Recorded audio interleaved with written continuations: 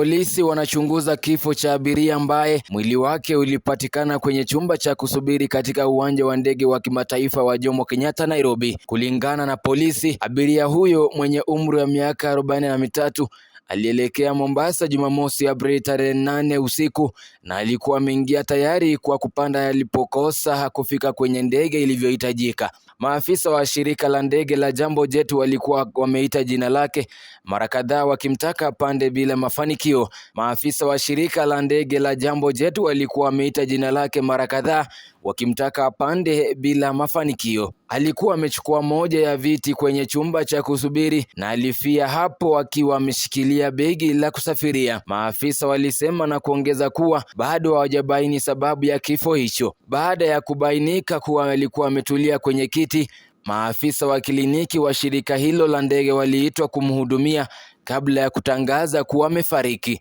Polisi bado hawajabaini chanzo cha kifo chake, lakini walikuwa wamearifu familia ya marehemu. Mwili wa marehemu ulihamishwa hadi kwenye chumba cha kuhifadhia maiti ukisubiri uchunguzi zaidi.